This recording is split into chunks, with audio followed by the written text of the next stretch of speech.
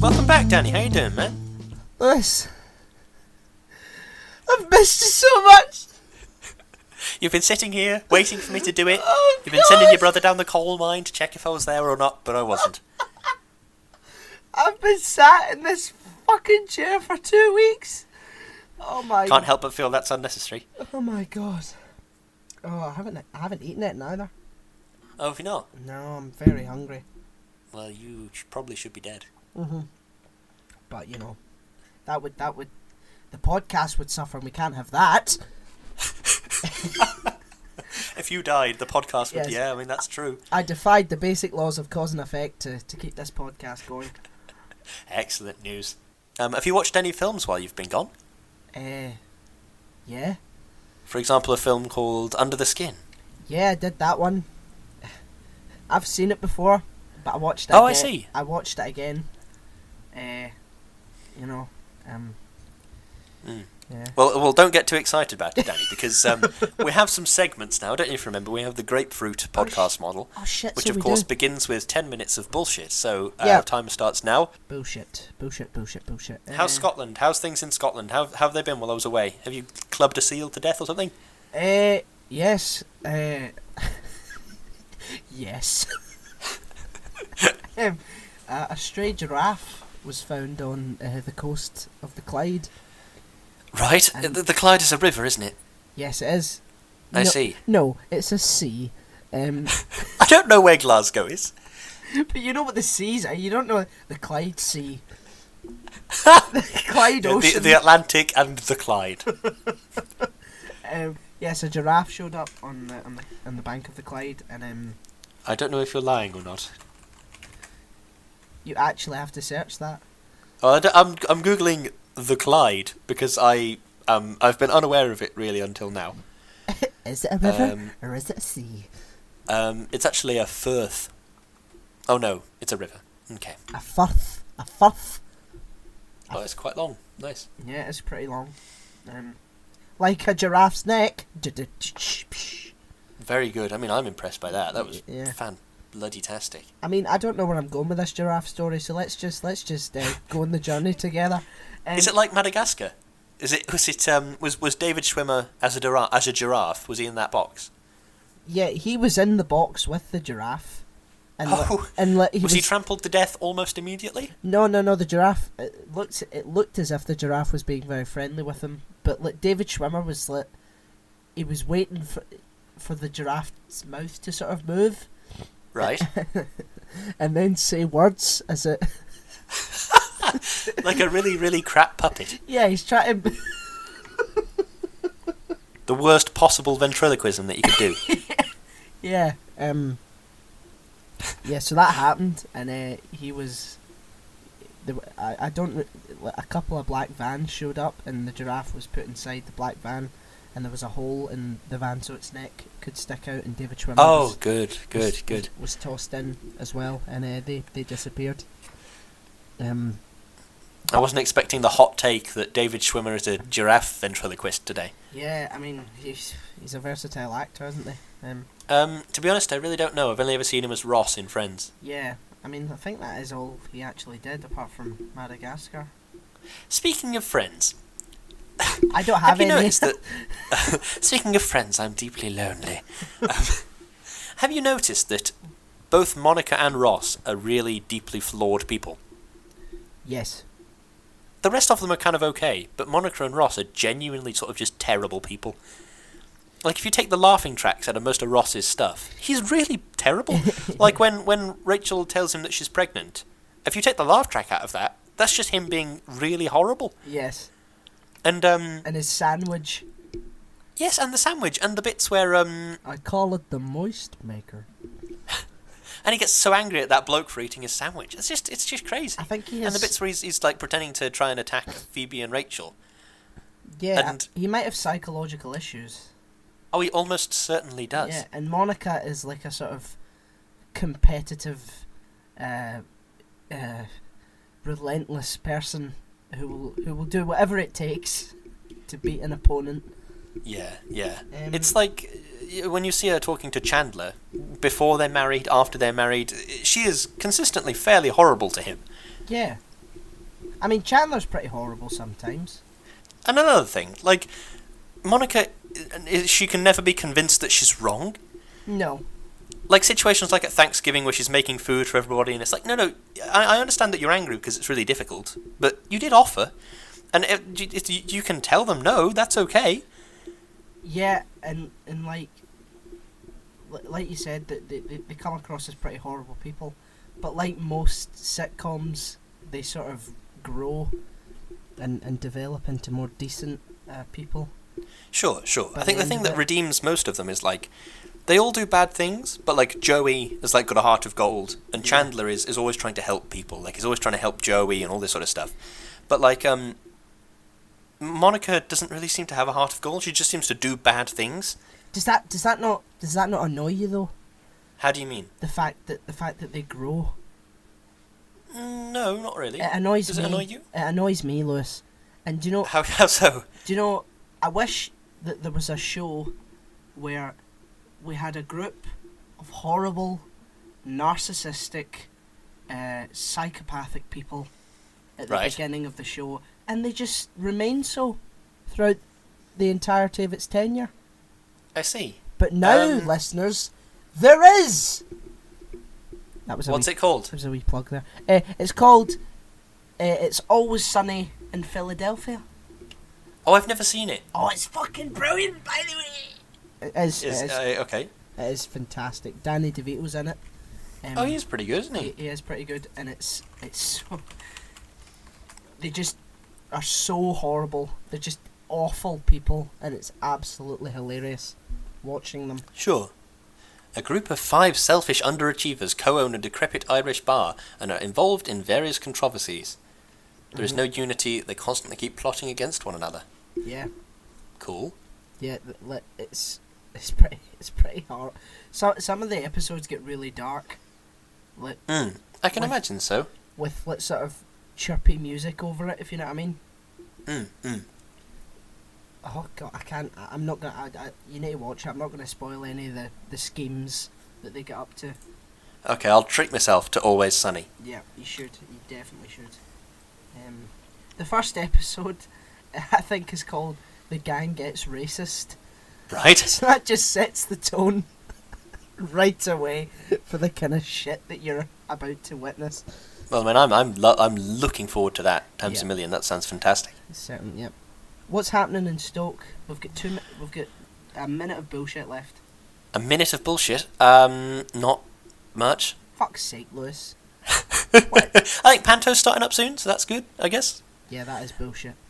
Oh, okay. Well, the Dolce Gusto. I got a Dolce Gusto machine. It's not sponsored. I got one because they're on offer. What's that? I'm enjoying it. It's a coffee machine. It makes coffee. Oh. You put in these pods, which are ludicrously expensive, and then it produces substandard coffee. Wow, sounds like an apt purchase. Oh yeah, but you can get these like reusable pods and stuff, and then you can make actually quite good coffee with it. So that's the game plan. Oh, so you have to have some substandard coffee before you get to the real deal. Yeah. Yeah. Which is the essence of capitalism. Lewis, What? you've been warned before about this, right? Mhm. No politics, okay? Okay. No politics. Get I'm your gonna go and write get 100 your- lines saying no politics. Get your Che Guevara hat off, and let's talk about films. I see. Oh fuck! I think we're out of bullshit. No, we're not. There must be some more. I can't think of any bullshit. This is not good. This has been a pathetic segment. I've drunk quite a lot of wine while I was away. That's quite nice. See, that's some bullshit right there. What? You some sort of Frenchman? It's just. That's a almost Blackadder level of hatred toward the French. Yeah. No denial. No. I've never been to France. You've been to France? I have been to France. It's lovely in France. Tell me all about it. What's it like? Well, it's hot. It's if you've ever seen Inglourious Bastards. I have not. Okay, well, let's just kill that story in its crib. Okay. No, By the way, it's an exciting time of year. To completely derail what you were saying, okay. It's an exciting time of year because the Harry Potter films are on TV. Isn't that exciting? It always gets me excited. Is it fuck? I always get really excited about that. Do you know, Christmas in this festive season turns me into the most petty and vengeful creature imaginable, because I just have this horrible feeling that the happiness that oozes out of people this time of year is fake. And I see. I just hate it. It's just annoying. Mm-hmm. And the films that pop up, like Chitty Chitty Bang Bang. Yeah, it's been about 1,000,000 years since I've watched that film. Yeah, actually, I don't really remember what happens. It's like a flying car, right? Yeah, and I can guarantee you that it'll be on ITV or STV at some point during the season. What's STV? Scottish TV. It's ITV, but for in Scotland. Yeah, I'm not joking. That's an actual because of thing. course England is spelled with I. England yeah, TV. Yes. That's the way that Scottish people think that English people spell England. England. You going to England? Oh God. There's a new Christmas film coming out with Emilia Clarke in it. Jesus, another shitty Christmas film. You like Game of Thrones? You're not excited about that? Yeah, but I do. Okay. If you take someone from Game of Thrones and put them in a shit film, that doesn't mean that I like it. No, that's a good point, actually, yeah. And I watched Snowpiercer thinking John Hurt, Chris Evans, this is going to be dead good. And then I thought, well, this is just weird. Yeah, I haven't seen that film. It's weird. I bet Tilda Swinton is in it, and she's got like a really strange accent. I like Tilda Swinton. She's very good. I love Tilda Swinton. Have you ever seen a film called Suspiria? I have not. It's a fucking weird film, but it's very good. Have you ever seen Crimson Peak? No. Very good. She's in that as well. And it's Guillermo del Toro. Yeah. And Tom Hiddleston and her, and it's really good. He was going to direct The Hobbit. Oh, would that have made it better or worse, do we think? I think it would have made it better, because the trilogy that Peter Jackson shat out wasn't very good. I see. Because it was far too blockbustery. I mean, have you seen the size of The Hobbit? Yeah, yeah. It's tiny. It's a kid's book, isn't it? And they stretched out three 3-hour-long films. Like each page. 3-hour-long films. Bloody hell. Each page was like was 2 hours. I always struggle with films over 3 hours. Like, Endgame was like a struggle. That might be the only over 3-hour film that I've ever watched. It was a struggle to sit through that. Like, I enjoyed it, don't get me wrong. All the things happening were great, but after like 2.5 hours, I'm thinking, oh God, what's happening next? Like, I just want to go. I want to stand up and go and do something. I can't sit still for that long. Yeah, I think Endgame gets far more praise than it deserves. Okay. How so? The time travel thing pissed me off. Yeah, time travel is a bit of a cop-out. And they didn't really... When someone brought up a valid point saying, well, wouldn't that change the timeline that we're in now? They just say, no, it doesn't work like that. Without ever elaborating on, well, how the fuck does it work? Yeah, which is quite strange. I think it was good, and I admire the scale of what they were doing, and I was impressed by some of the performances, but they cheated. Time travel is a bit of a cop-out. They cheated. They killed Thanos, and spoilers, by the way. They killed Thanos after I said they killed Thanos. They killed Thanos. I mean, it happens in the first 5 minutes, so I suppose it's basically fine. At the beginning of the film, they couldn't get near him in Infinity War, but then they just fucking show up, tie him down, and then chop off his head as if it was nothing.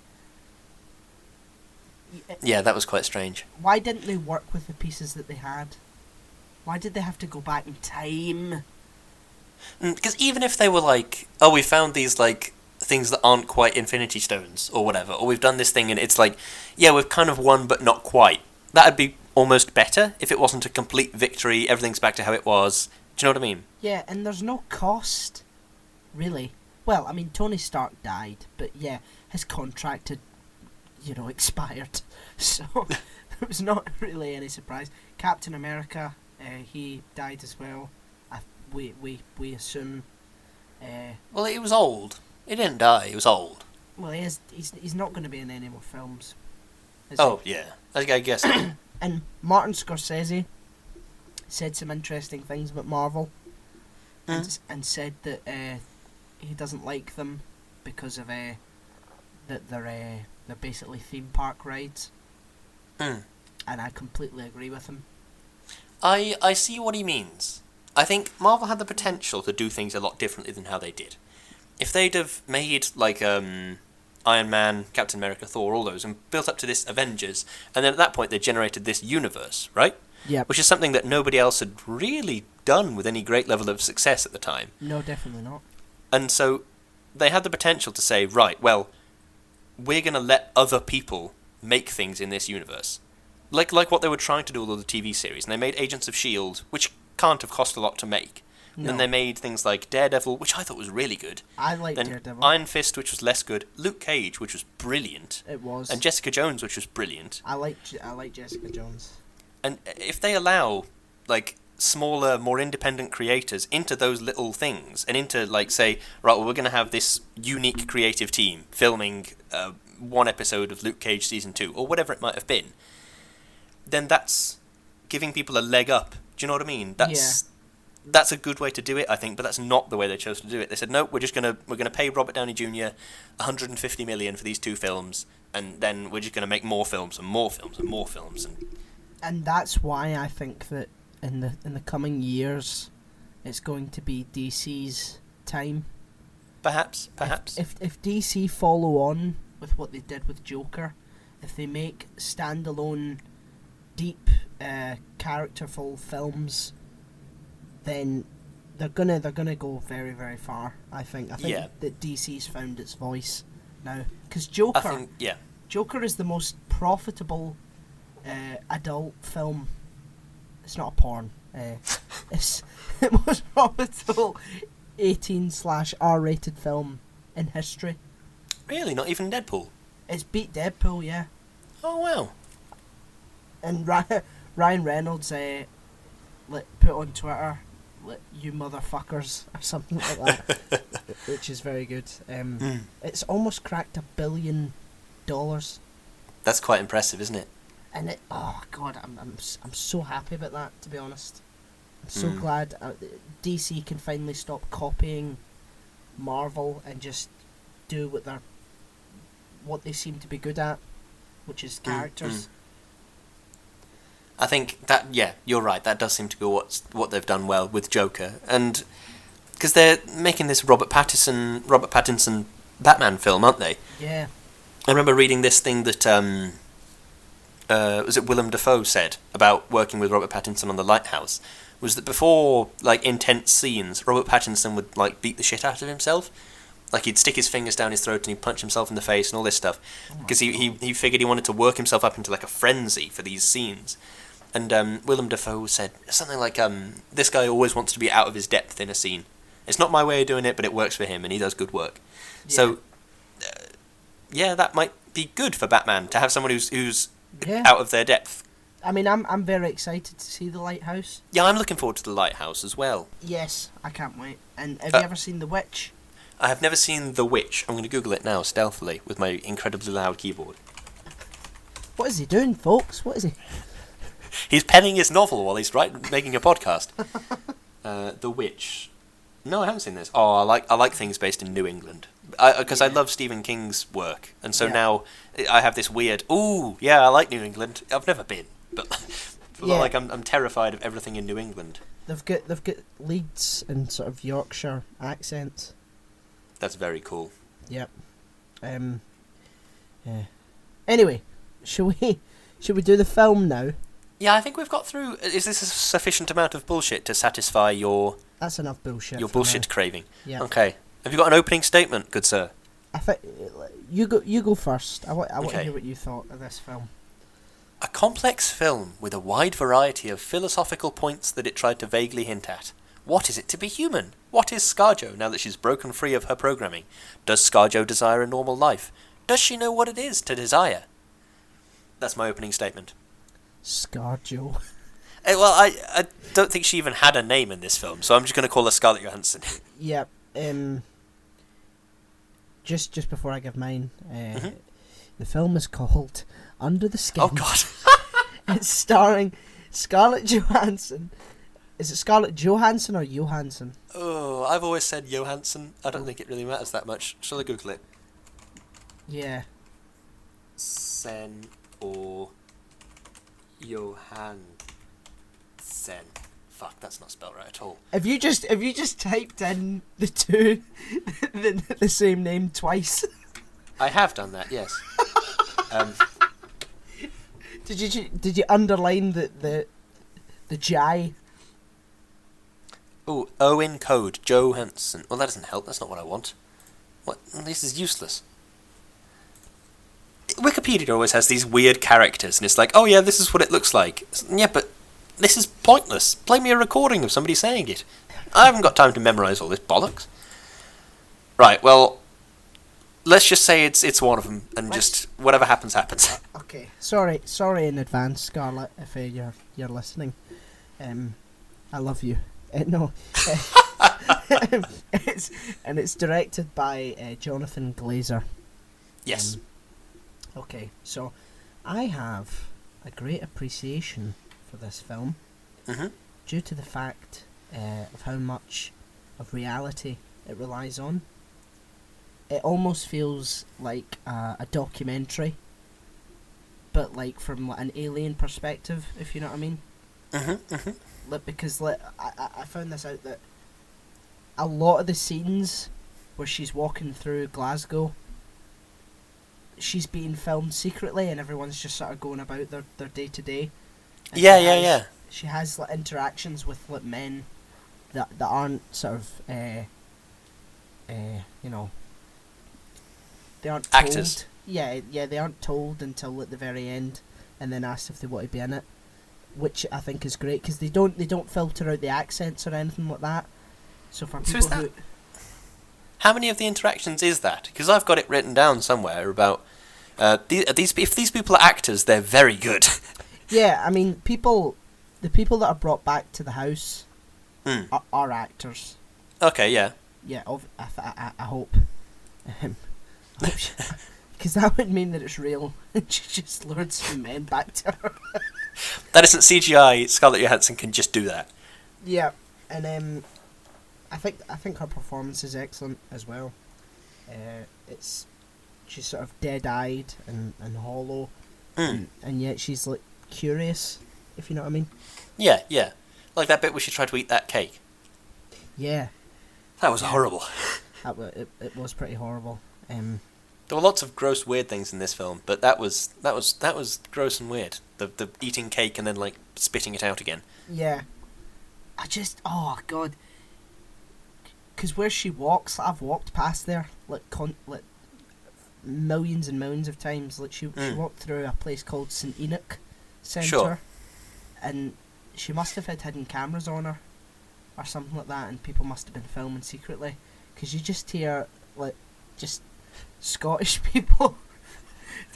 Jemima, put that down. Just one of my favourites was when she was driving through that crowd of football fans. Yeah. Somebody went, you prick! Aye. That was my favourite. Fucking one Rangers, man. Here I fucking go, aye. Haha. Like that, just real people. Do you know what I mean? Which is it's very well done.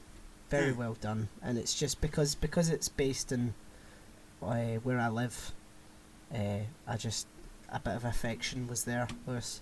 Sure. Okay, well that's my opening statement. It's a bit sort of long-winded, but there it is. I understand. So, questions? I have many questions. Go on then. It's, surely this can't be the way to do whatever the hell she's doing. Like, clearly, right, I kind of understand that she's an alien, and then she lures people to her van and then her house, and then they are put into an alternate dimension to be, like, studied or just killed in a weird way or whatever. Yep. But surely the best way to do that can't be driving around in a van. Surely you should have more success on Tinder.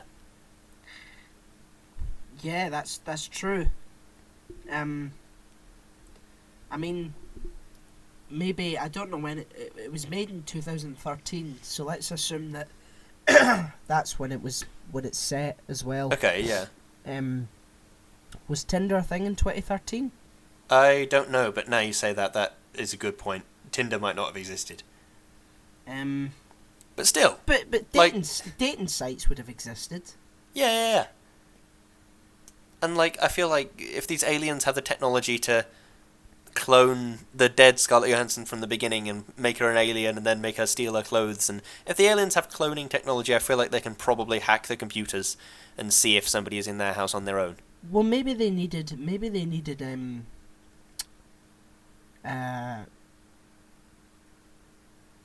the sort of presence, if you know what I mean, like, because you're more likely to be engaged with someone if you're with them.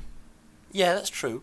And maybe she had to learn as well, on the job, like how to speak to human beings, if you know what I mean. Well, there was that bit at the start where she was, like, really unsettlingly practicing phonics. Yeah, I like that. I thought that was great. It was very strange. The first opening scene reminded me so much of 2001. Yes, which is a film. Yeah, I watched it and thought, it's, like, good technically, but I didn't enjoy it. Do you know what I mean? Yes. Like, yeah, I know technically this is very good, but I'm not. It's like how Alien, the first Alien film, is technically better than the second one, but I would still choose to watch the second one. Yes. Did you enjoy this film? Yeah, sort of. Like, I love sci-fi. If I had to pick one genre to stick with, like, reading, writing, watching, listening to, it would be sci-fi. But, like, it's good. I know that it's good, but, like, if you take away the sort of philosophical questions that it asks, it's a very simple story. Yeah. I mean, often the simplest stories are the best ones. That's true. I think that it was definitely strange. Yes. What happened to the baby? What baby? The baby at the beach. Oh, Didn't they say they found the baby? That was on the radio, wasn't it? They found this baby, and then this bloke and his wife have disappeared, or something. Oh no, the baby had disappeared as well, or something. Yeah, because they didn't take the baby. Did they? I can't remember. I don't think they did. The guy just sort of left it. Yeah, I think so. So he was an alien as well, then? The motorcycle guy? Yeah, that was hard to sort of... Yeah, what I took it to be was that Scarlett Johansson was out there, like, killing people, and he was, like, supervising her. Yes. Like, are you still working at optimum capacity? What's that thing from Oblivion? Are you and Jack still a team? Yeah, that thing. That thing, yeah. Do you think it was a government-sanctioned hunt? Or do you think that they were self-employed? When you say government, I think the alien government made them do it. Like, I don't think that... what I took from it was that ScarJo was, like a worker bee, like a drone. She didn't really have her own consciousness until she fell in love with... Again, he didn't have a name in the film. Adam Pearson, the guy she picked up at night time when he was going to the shops. Yes, yep. She fell in love with him, and then set him free, and that sort of broke her programming. Yeah. I think she has... It's like making a computer that has the output capacity of a human brain, but it will only ever play chess. And then if you break it out of playing chess and it becomes a human. I think that's what I took from it. Yes. She broke out of the find a guy, kill him, find a guy, kill him. And then she realised she was like a sentient being. And I thought it was fantastic how the aliens don't have a sort of artificial concept of what humans find attractive. Okay. And so she was completely unfazed by the way he looked. Yeah. whereas most people would be uncomfortable. It was just completely sort of because she's not bogged down and sort of cheap sort of, oh, this is beautiful, this isn't. It was it felt a lot more natural, if you know what I mean. Yeah, sure. I thought that was really nice. It was very good. What's the other ones? Do you think that they only hunt humanoids? Ooh, so she's like out there trying to seduce a cat, and then take the cat back to her house. Or indeed any other alien species that Oh, isn't... okay. I reckon this is probably just the tactic for getting humans. I reckon they've analysed humans and thought, right, well, this is the most effective tactic for getting humanoid men between this age and this age, is we're going to make somebody that looks like this. That's the most efficient way to do it. Why men? I don't know, I suppose she could have lured a woman. Yeah, okay. Women, then. Men, women, whatever. No. I mean, because they specifically targeted men. Why do you think that was? I don't know. Maybe they were just, like, made a random list of men, women, and then picked? I don't know. I don't know, maybe it was just random. Because they broke them down, didn't they? And basically turned them into meat. Yeah. But what is it that men have got that makes them tastier? Was there a Gordon Ramsay cooking show on the alien planet, and they had a fresh shipment of human meat. They tried some women, and they were like, nah, it's no for me, pal. And then a man's flesh came in, and they were like, oh, fuck's sake, that's brilliant, man, get that in the fucking barbie, here we go. Here, Scarjo, get in that shit and go get us some more man meat, fuck's sake.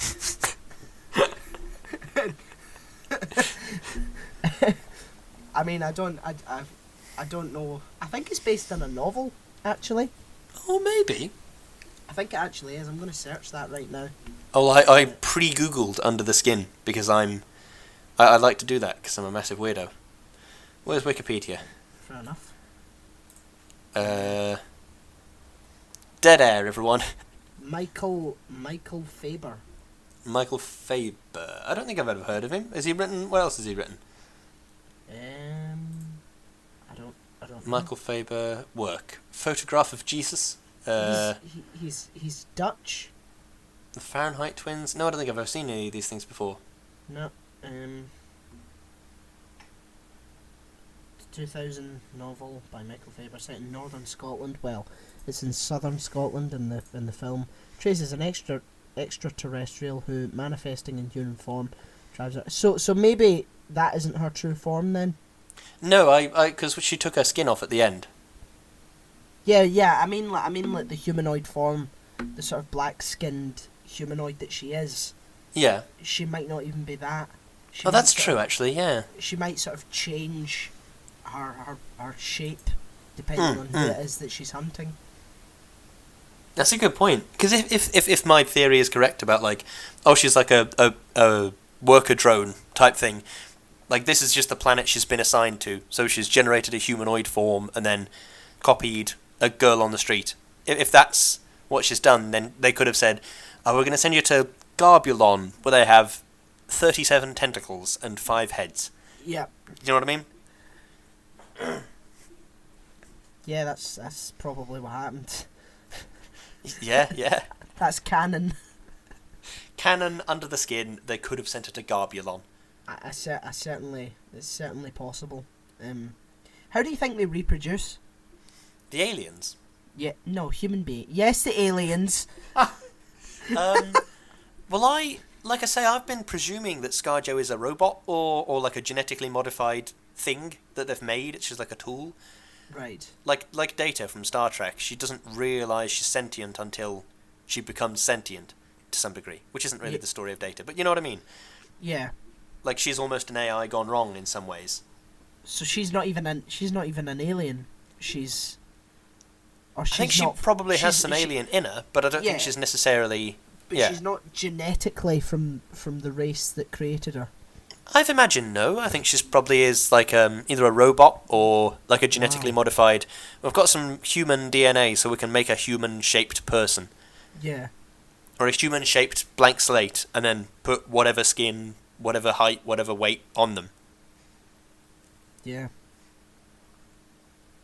I mean, One thing I did wonder was, is it common for these aliens, the Scarlett Johansson drone worker type aliens, is it common for them to break free of their programming? Because she sort of did it without much of a push. And I came up with the theory that Motorcycle Guy could have been there, that when it inevitably happened that she became sentient, he was there to kill her. yeah, I think that's... So, well, that means that he's not susceptible to it then? Yeah, I presumed he was one of the aliens, just made to look human. That's a good point. Maybe he was... It was a sort of AI testing. So the alien government, or wherever they're from, said, right, okay, Motorcycle Guy and AI number 32 are going to the planet Earth. We're going to test her out, we're going to see how she does, and if she breaks her programming, then Motorcycle Guy, please dispose of her. So maybe it was... And that could be why he didn't jump in when that worker tried to burn her. Yeah, that's a good point. I mean, fuck's sake, that was a bit of an overreaction, wasn't it? I mean, yeah. He was a horrible bastard anyway. Yes. And the moment, like, that wouldn't be... would most human beings just go, oh shit, our skin's better kill it with fire then. Our skin's coming off, let me go back and get my fucking gasoline. Like if say he was carrying a gun and his reaction was to shoot her because the gun was nearby, I'd understand that. Yeah, or the same for a knife, or even if he had like a big wrench or something he would try to hit her with. Sure. But then it was like, no, I've gone back to the truck, I've run away from this scary thing. Oh, yeah. No, wait, I've got a lighter and I've got some petrol. Let's get going. He systematically thought through going back, getting petrol and burning her alive. Which is bizarre, right? That's weird. So, that is pretty weird. I didn't think he would. I thought he was just scared and he just ran. Unless he was planning to burn her anyway. If he's even more of a bastard than we think, and if he was planning to rape her and then kill her and then burn her. That was the plan. Oh, fuck. Whoa, our skin's coming off. Well, let's not change the schedule, Brian. You've got some burning to do. One thing I was also wondered is, what is the society that Scarlett Johansson is from? Does she understand like the notion of society and the notion of human society? Or if she is a worker bee, then she won't. But say even the motorcycle guy, there's this alien supervisor or whatever, does he understand the nature of civilization? Does he understand the nature of like a human civilization? Do they have a similar thing on Garbulon 3 or whatever? Maybe, because they chose Scotland. I suppose, yeah. But and they go to pretty rural and rural areas, which is sort of beneficial to their needs, I suppose. Sure. Because it's easier to make people disappear. I don't know how much of human society they understand, and I don't think that they are actually interested either. I think they are just there for meat. Hunters of animals don't really think through, oh, what's his relation to the rest of the pack. They just kill and then eat the animals, So you think they were literally there to kill humans to eat them? I think so. I don't. Okay. I can't think of any other reason. The only other one I came to was like a scientific experiment, scientific exploration of, well, we found this species. Should we try and study them a bit, do you think? Yeah, I mean, I think it would have made more sense if it was just a hunt, because it would have put more parallels with the aliens and human beings. That's true. That's true. It asks the questions, well, what does it mean to be human? If the alien society has a lot more similarities with our society, then it sort of plays into the themes a lot more. The reason I asked the question, what's their notion of society and is it different from ours, is there's this old episode of Star Trek Next Generation where there's this ship that has crash landed on a planet, and the crew of the Enterprise go down to have a look, and they find these logs and discover that the crew members died, but they kept logs up until they died, and all this sort of stuff. And they discover like a survivor in the wreckage, and they start talking to the survivor, and long story short, at the end of the episodes, it comes out that the survivor is actually an alien in disguise as a human. Yep. And they've read the logs and thought, what's this notion that she's talking about? What's this love? What's this pain? What's death? What are these? I don't understand these things, because that's not in their society. So when humans came down to rescue this survivors from this wreckage, they pretended to be the survivors and did quite cruel things to this crew of the Enterprise, thinking, oh, well, this is the only way I'll ever be able to understand love. Why would I ask them? I'm just going to try and make them love me. I'm going to make them be in pain so that I can understand what pain is. Yep. And things like that. And that made me question, on their world, is this standard practice for hunting? Is it standard practice for scientific research? Do they discover a new species of bird? Think, right, into the liquidizing dimension you go. Yeah. Maybe they don't kill things on their own planet. Maybe. Maybe they just see other planets as fair game, like. Yeah, cattle, maybe. That's a good point. But they don't seem to be any more intelligent than we are. No. Which is, because it doesn't take much for their sophisticated programming to break. Yeah. Which is what made me think: is it not sophisticated? Is she like an Alexa on their planet? Yeah, and maybe they've deluded themselves into thinking that they're so intelligent that maybe.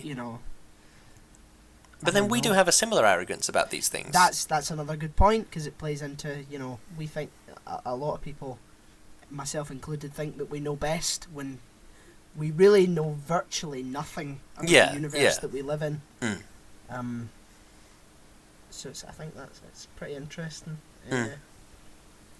We talk about like if you consider the concept of future beings or whatever, this comes up a lot in sci-fi based arguments about like what if we generated a nuclear fusion reactor that would give us endless energy, basically, or what if we generated a Dyson sphere that harvested all the energy from the sun, or whatever it might be? What would we do then? And the moral crux you come to is we are so arrogant to believe that we could deign to understand what essentially an infinitely powerful being might possibly want. Yes. That's really incredibly arrogant of us to think, right, well, if I had infinite power, I would cut my lawn quicker, or whatever. These paltry things that don't matter. Yes, definitely. Like, if an ant went to a circus, it wouldn't understand the notion of, oh, the clown is pretending to throw water on people, and it wouldn't understand what these things are, because ants don't have entertainment. They don't have these things. Yeah, it would avoid the water. It would. It would. Oh, that's fine. Oh shit, water. It would just be. Which is. Maybe we are but ants to these creatures. Maybe. We might be. Maybe it's just that we can't begin to understand what they're doing. Maybe it's not hunting for sport. Maybe it's not hunting for food. Maybe it's not scientific research. Maybe it's something completely different that we are not even capable of considering the existence of. Like, what's that thing? What's that thing that if lions could speak English, or speak at all, we wouldn't be able to understand what they were saying because their frame of reference is so different to ours that it would just sound like gibberish.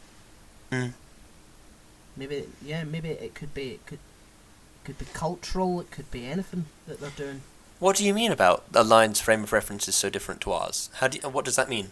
Well, I don't know the specifics of it, but someone said, I don't know who said it, that if lions could speak, because the way that they live is like so different to us. Sure. That what they would say and the way that they would talk would just sound like gibberish to us. Because their culture and the way that they live are just completely, separate. Or is it the other way about, that lions wouldn't be able to understand? If lions could speak English, I'm gonna search this. Okay. It's annoying me. Ask me another question while I'm... Okay, I seem to have burned... Oh, here we go. The thing that got me is, like, Scarlett Johansson picks these people up off the street, and, like, there's, like, scores of men that are saying... They're like that bloke that leans out of the car window and is like, oh, you're gorgeous, you're gorgeous, like, can I talk to you, can I get a date with you, and all sort of stuff. And, like, yeah, okay, but then she takes you back to that creepy, terrifying murder house. The house, no house has ever screamed, you will get murdered here, more than that house has. Yeah. Do you know what I mean? Not even, like, creepy, falling apart houses that are rotting or whatever.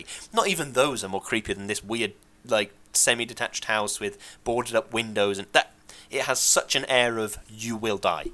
I mean, it almost is like they're under some sort of spell. Yeah, sort of, so I think because they continue to walk in after seeing everything is black, everything is just dark. Because I took the spell to take effect when they closed the door, or the mind control ray, or whatever you want to call it. Because that makes sense to me at that point. If you're when you go into the house, if you're suddenly within an alternate dimension in which she has hypnotized you or used a mind control whatever on you, or whatever it might be, yeah, okay, I can buy that, but standing outside that house going, fucking hell, this looks like I'm going to die here. Yeah, exactly. Oh, maybe the trance does extend further. I'm not sure. Go on, if you Google this quote about lions, then. Yep, so it's from a guy called Ludwig Wittgenstein. Apologies to Germany, Austria? Yes. Apologies to the German language. I'm so sorry. In philosophical investigations, Wittgenstein, I'm just going to call him John. In philosophical investigations, John famously said that if a lion could speak, we could not understand him. This seems contradictory because, of course, if he is speaking, it seems like we would understand him, but for John, the words themselves don't so much convey meaning, but express intent that is confined within a particular situation that takes place within our shared culture and experience. So, for example, if a surgeon is performing surgery and said "nurse scalpel," it isn't simple that the two words together that convey the meaning of the surgeon wanting the nurse to hand him a scalpel. Sure. Is there shared knowledge? Is there shared knowledge of what a surgery is, and what is expected under those circumstances? If, for example, the nurse and surgeon are later at a company dinner, and the surgeon says "nurse salt," in the same canvas, this will be understood to be a joke, parodying the former circumstance. Nothing about the words themselves really convey this. Yeah, okay, that makes sense to me. Yeah. I suppose, yeah, I hadn't really considered that, but that does make a lot of sense. It would be gibberish. There's that, we're having a lot of Star Trek chat today, aren't we? Certainly are. There's a different Star Trek episode where they run into these people who communicate entirely through, not metaphor, what's the word? Like... Innuendo? No, like, they convey, like, a situation by saying, like, one of them is Shaka when the walls fell. That's to convey hopelessness. Because in their stories that they tell, Shaka is a character. It's presumed Shaka is like a character, and the walls fell on his city, and therefore he was killed. And so that when they say that they are hopelessness, they say Shaka, the walls fell, and meaning I am hopeless, like Shaka was when the walls fell. Yeah. But obviously, the fault lies with, like, their translation software or whatever, in that they're not saying those English words, they're saying whatever alien language, and the translator translates it to a collection of presumed gibberish. Yes. Because what we would say in that situation, like, oh, we're stranded on a planet, make a fire, that is a contextual thing as well as it is a literal thing. Yes. Whereas for them, it's just different words put in the same context but mean the same thing. Yes. It's almost like how, I think it's Chinese, because there's so many different dialects of it, as a spoken language. When it's written down, it means, like, the meaning of the thing instead of the phonics of the thing. Yeah. Does that make sense? Like, you look down at an English word and you say, right, CR, that's a cr sound, and then an I, that's an I sound, and then a sp, that's a sp sound. A word is made up of phonics. But in Chinese written language, it represents what the thing is: the house, Yes. flower, laptop, whatever it might be.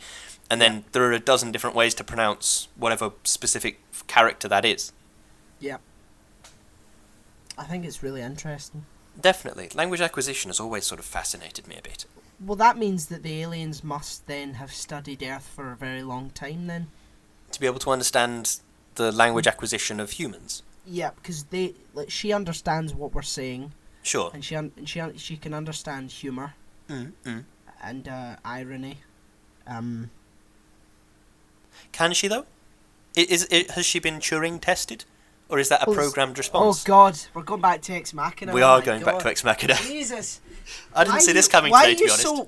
Why are you so keen in the idea that she's an android or an AI? Well, I don't know if she's an AI, but I think she's definitely not the same thing as Motorcycle Guy. Like, I think she's... If I had to put a concrete guess, I'd say she's like a genetically engineered humanoid creature with which Motorcycle Guy can communicate. I don't think she belongs to his species. I don't think she's... but it might just be like a human. severe... It might just be a severe form of radicalization. That's true, I suppose. Because they both in the time of the film anyway, they both share humanoid shape. Yeah. Which suggests that he also, can... If we're assuming that she can change form depending on who she, sort of hunts or lures, then so can he. Yeah. I mean, it could be a number of things. It could be that this is a sort of punishment. Sure. She could have nearly broke her programming before, and right, you're going to Earth and you're going to be hunting. You're going to be doing the dirty work. You're going to be the cattle farmer, because we need... It's like how Burger King... Like if Burger King said to her, right, we need 300 cows by the end of the week, or whatever it might be. Exactly. I mean, it might be that she was in a very high place, and then over the eons she succumbed to sort of emotion and sort of empathy. Sure. And then was sent down to Earth as a sort of final warning. Or it might indeed be an android. I don't know, and I think it's good that we don't. I think I'm so used to the villain of a piece being an android, because so many of the things that I've read, watched, or anything, it's always been, Alexa's gonna rise up and then she's gonna kill you in your sleep. I'm so used to that's the default position my mind goes to. Yeah. Well, in that scenario, we would be the villains, I suppose. Because we would have created something with the intent to kill us. Sure. And it'll almost certainly, if it does happen, which I think it probably will at some point, it will inevitably be that a piece of software has been created to protect the Earth, and then it'll see that, well, what is it that's destroying the Earth? Oh, it's human beings. Yeah, I mean that's Skynet, isn't it? Yeah, it's every fucking robot story ever. Yeah. I think I love Terminator, and I mean we were harping on earlier about how time travel is the death of a franchise and whatever. Terminator is really the only time travel that I'm a fan of, because it's so obviously nobody knows what's going on. Yes. You have dedicated Terminator fans who have no idea what the timeline is, especially with this new one that's just come out that makes even less sense in the timeline. That they've seemed to have just overwritten everything after Terminator 2. Yeah, they did that. They did that with Halloween as well, didn't they? I'm not sure. I haven't seen those films. Well, it's like they apparently there was something ridiculous, like 6 Halloween films, and then they just sort of retconned them and cut them out, and the only one that exists is the first one, which is called Halloween, and the next one in this decade is called Halloween as well. Oh, okay. So that seems to be a habit with these sort of films and TV shows, that they'll rename the sequel to a film the same name as the original, if you know what I mean. Sure. But then I suppose, like, because Terminator 2 did so well relative to Terminator, and then they thought, well, there's money in it, let's keep making them, and then Terminator 3 wasn't very good, and then all the other ones weren't very good, and then this recent one's really good. But like, Was and it then good? I heard it didn't do too well at the box office. it didn't do well at the box office, but to be honest with you, I think that's because people have thought, God, all those most recent Terminator films have been garbage, haven't they? So they haven't wanted to go and see it. It is worth a watch. I've been to see it. It's really good. Right. I mean, to say it's the third best one in the franchise is normally a terrible thing to say, but there's been about 20 films, so do you know what I mean? Fair enough. Like, the first two are sort of masterpieces in a strange way, and then this most recent one is a good film. It fits the canon, it's interesting. Sarah Connor's back in it, and she's an interesting character in this. Arnold Schwarzenegger's in it, playing like a different Terminator, and that's quite interesting, and there's lots of interesting characters. I really enjoyed it. Yeah. What was that one with Emilia Clarke? That was Terminator Genesis, and that wasn't very good. I heard it was shite, aye. It was, I'm not really a big Terminator fan. I've seen the first one, I haven't seen the second one. Oh, mate, watch the second one, it's dead good. I certainly will. What was... Oh, shit. A question... Sorry to sort of segue back to the... back to what we're meant to be talking about. Back to the actual podcast. Sure. How much Scottish shenanigans had to be cut out? Do you reckon? I've got no idea. But, like, I mean, I'm presuming the film was, like, an 18 or R-rated or whatever, because there was lots of nudity, there was sex, there was quite gruesome deaths. So I'm presuming they probably didn't have to cut much out, if there was any. Because, like... No, I mean, like when she's walking through the streets. Oh, so you think... How many mad Scottish people just did mad Scottish things that they had to cut out? Well, there was all the bits of you that they had to cut out, obviously. Yeah, because I was following her. Yeah. Johanna or Johanna, whatever you like. But do you reckon that's an interesting question though, because she's famous, right?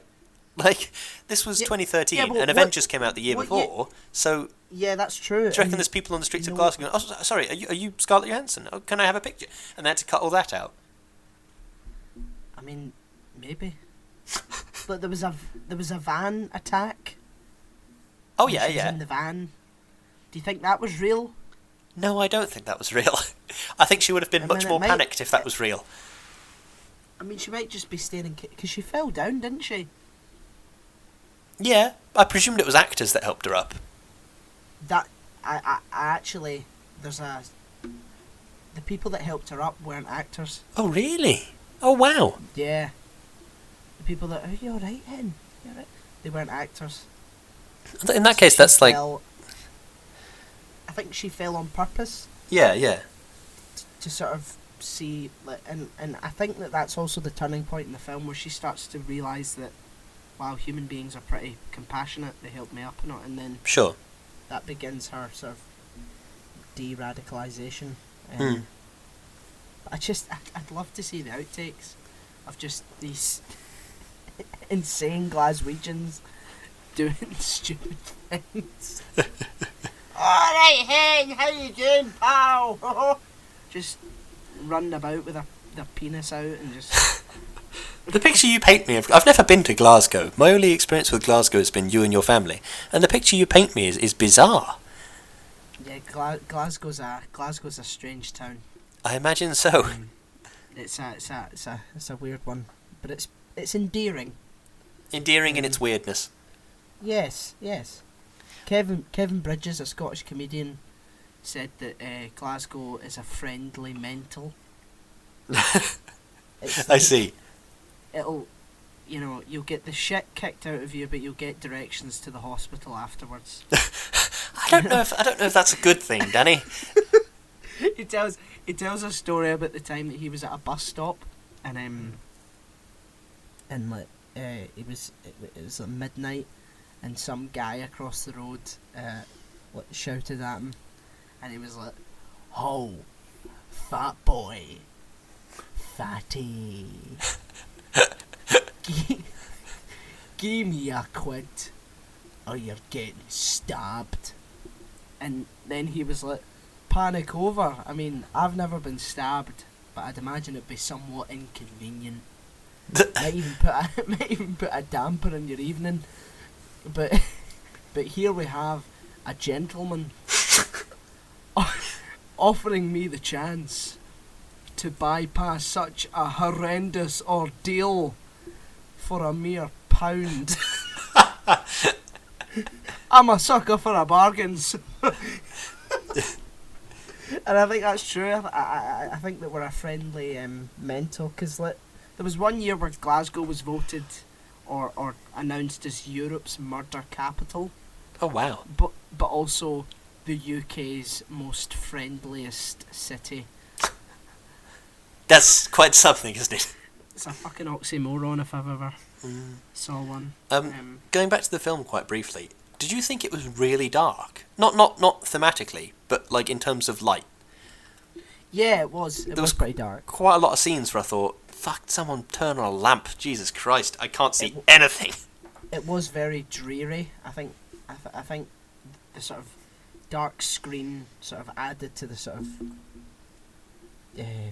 solemnness of the film, because it wasn't a happy film. No, not at all. There was not one bit where I was happy in it.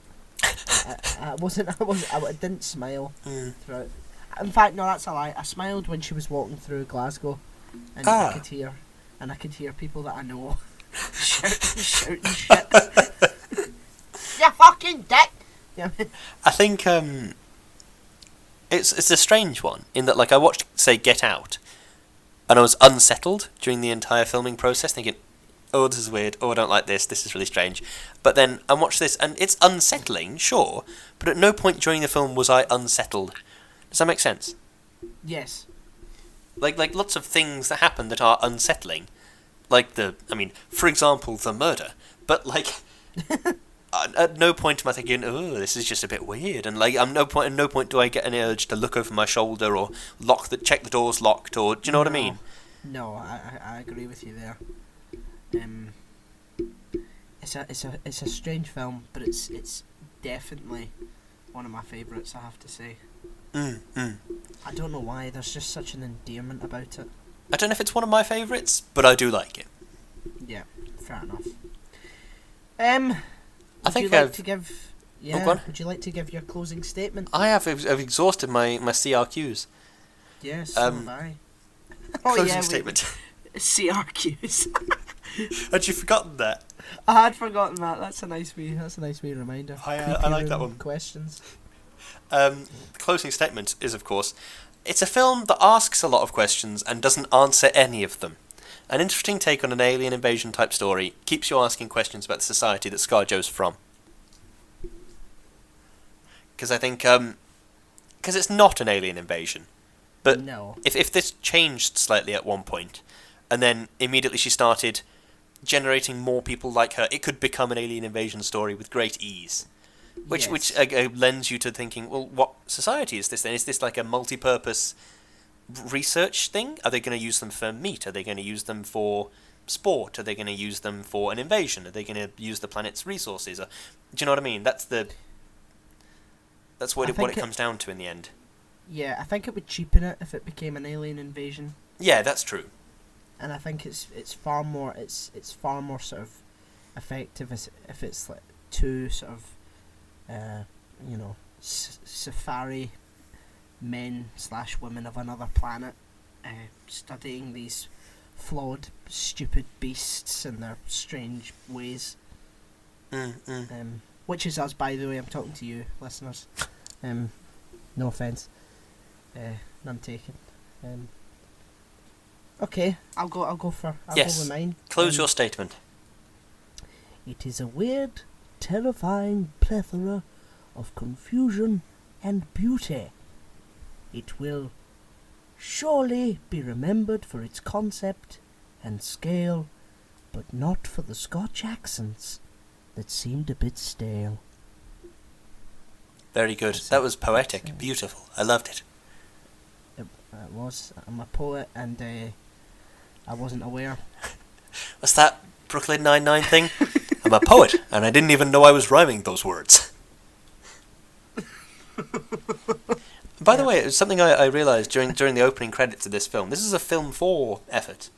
Like, as in Film 4 have funded it or helped or whatever. And so was Ex Machina. Film 4, they're making a lot of really crazy good films, aren't they? Yeah, they're doing pretty well. Film 4. Film 4. Jesus. Of course, yeah, it's a channel. I didn't even realise that. It's kind of crazy, isn't it? The Maybe Last we King should of start Scotland? Is that? It's got Scotland in the title. film. Have you seen it? Of course I've seen it. No, I haven't actually. Oh, it's that film, Frank, Last- with Michael Fassbender. While in Uganda, what? What? King of Scotland.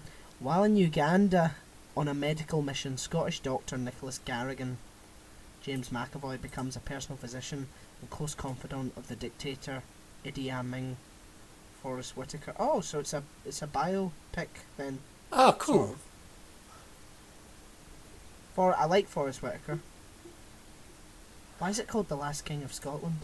Does it take place in Scotland or something? No, it takes place in Uganda.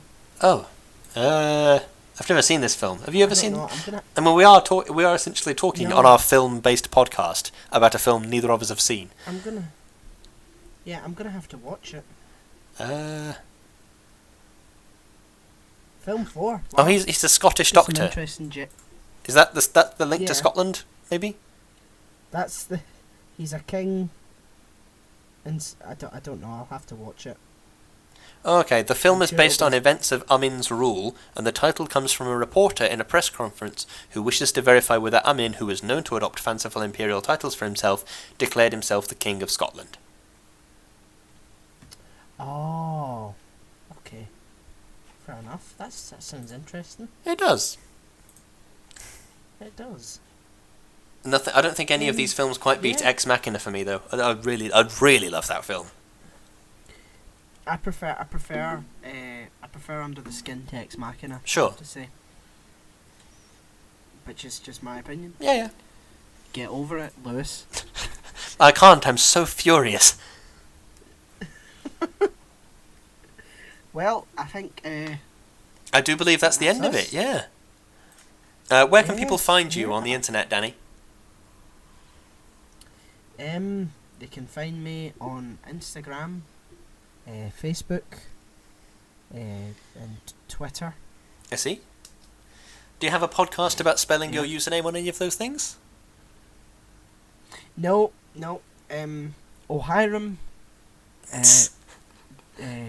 Daniel Kerr, and Kerzo 2000. Those are the names. You can guess which order they're in. Yeah, we're not going to specify.